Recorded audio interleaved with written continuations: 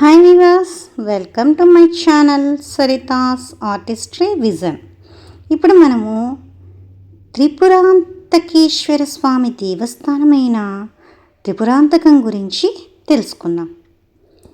శ్రీ త్రిపురాంతకేశ్వర స్వామి దేవస్థానము ప్రకాశం జిల్లా త్రిపురాంతకం టౌన్లో ఉంటుంది. ఈ ఆలయంలో శివుణ్ణి త్రిపురేశ్వరుడు అని, అలాగే పార్వతీదేవిని త్రిపురాంతక దేవిగా పిలుస్తారు. శివుణ్ణి మెప్పించడానికి ఈ ఆలయాన్ని రాక్షసులు నిర్మించారట. శ్రీశైల క్షేత్రానికి కంటే చాలా పురాతనమైన ఆలయం అని చరిత్ర చెబుతుంది. ఈ ఆలయంలో శివుణ్ణి తేనెతో అభిషేకం చేస్తారు. అలాగే భక్తులకు కూడా తేనెను ప్రసాదంగా ఇస్తారు. ఈ ఆలయం త్రిపురాంతకం టౌన్ నుండి 2 కిలోమీటర్ల దూరంలో ఉన్న కుమారగిరి పర్వతం పైన ఉంటుంది. ఇక్కడ కొండపైన కనిపించేది ఈ ఆలయం. ఈ ఆలయం కోసం గూగుల్ మ్యాప్స్లో శ్రీ త్రిపురాంతకేశ్వర స్వామి వారి దేవస్థానం అని వెతకాల్సి ఉంది. ఈ ఊరిలో 2 ఫేమస్ ఆలయాలు ఉన్నాయి. ఈ ఆలయాన్ని శివాలయం అంటారు. మరో ఫేమస్ ఆలయం వచ్చి శ్రీ బాలా త్రిపుర సుందరి ఆలయం అంటారు. అందరూ భక్తులు ముందుగా శివాలయాన్ని దర్శించుకొని తర్వాత బాలా త్రిపుర సుందరీ దేవి ఆలయానికి వెళ్తారు. ఇది ఆలయ ఘాటు రోడ్డుకు ఎంట్రీ చేరుకోవాలి. ఆలయాన్ని చేరడానికి మెట్ల మార్గం కూడా ఉంటుంది. ఈ ముఖద్వారం పైన శివపార్వతులు అలాగే వినాయకుడు కుమారస్వామిని మనం చూడవచ్చు. ఈ ఘాటు రోడ్డు 1 కిలోమీటర్ కన్నా తక్కువ డిస్టెన్స్ ఉంటుంది. మనం ఓన్ వెహికల్ కాకుండా బస్సులో వస్తే ఆటో మాట్లాడుకొని ఇక్కడికి రావాలి.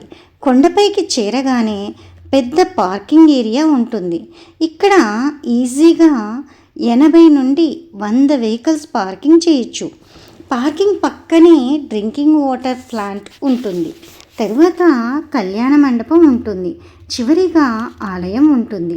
ఇది ఆలయం ఈస్ట్ గోపురం.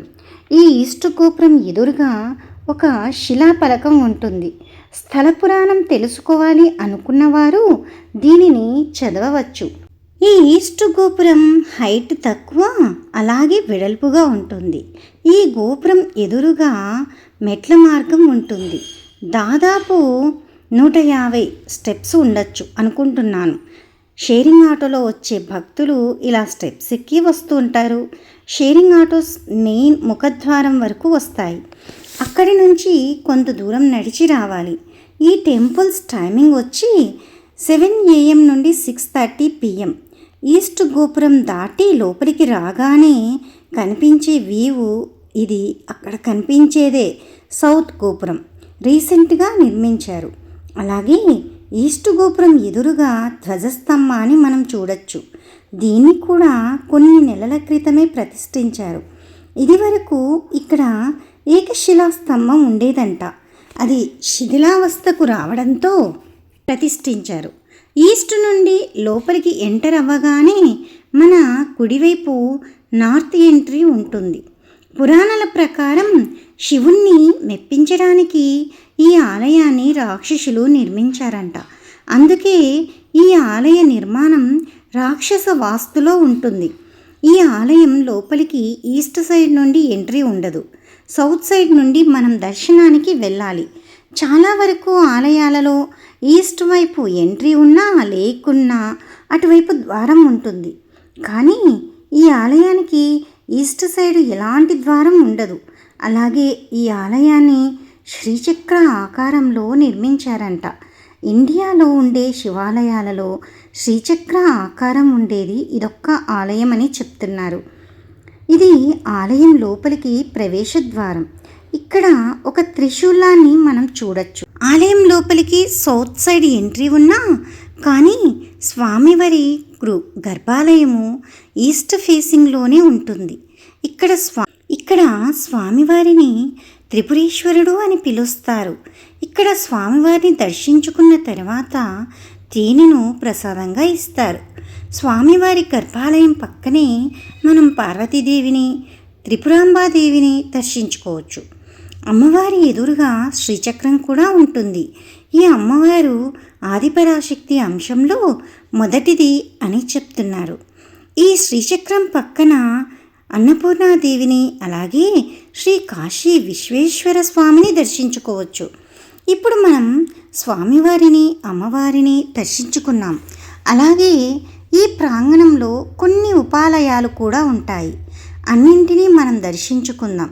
ఇది సౌత్ గోపురం. మనం గుడి చుట్టూ ప్రదక్షిణ చేస్తూ ఈ ఉపాలయాలను దర్శించుకుందాం.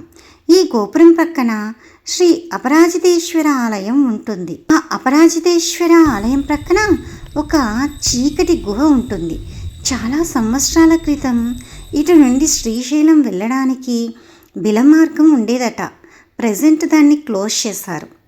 చీకటి గుహ తర్వాత చామరకర్ణ రససిద్ధి గణపతి ఉంటారు. పూర్వం ఇక్కడి ప్రజలు మూలికల్ని తెచ్చి జబ్బులను నయం చేయడానికి రసాయనాలు తయారు చేసి జబ్బులను నయం చేసేవారంట. అందుకే స్వామివారిని చామరకర్ణ రససిద్ధి వినాయకుడు అంటారంట.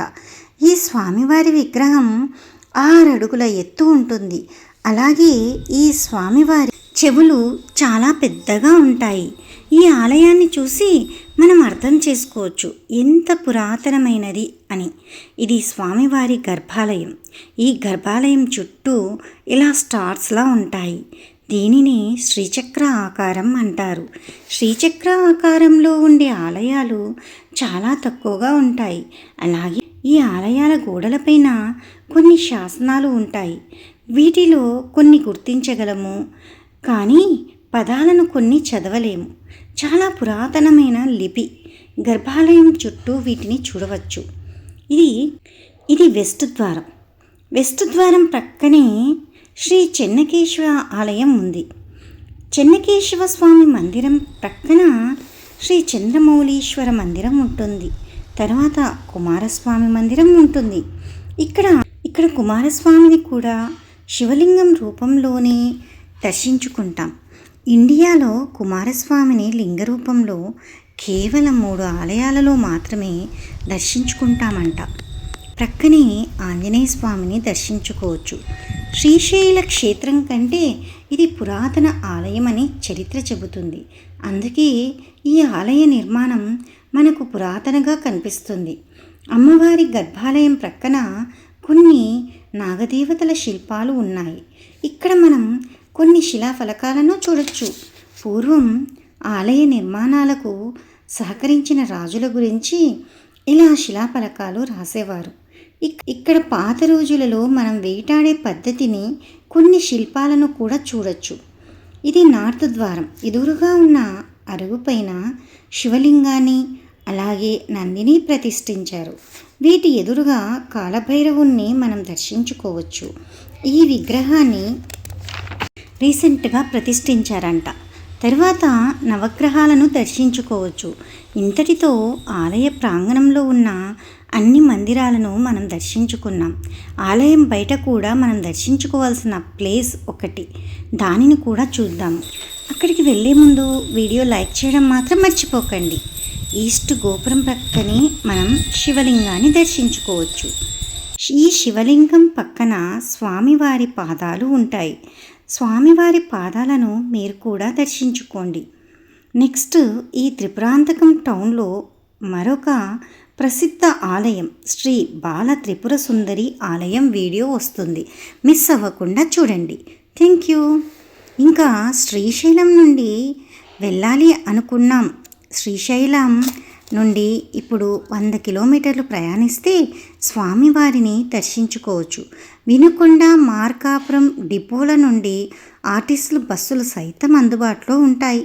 శ్రీచక్ర ఆధారిత నిర్మితమైన ప్రపంచంలోని ఏకైక శివాలయం శ్రీ త్రిపురాంతకేశ్వర ఆలయం. ఈ క్షేత్రంలోని ఆదిశంకరాచార్యులు లలితా సహస్రనామాన్ని రచించినట్లు కొన్ని పురాణాలు పేర్కొంటున్నాయి.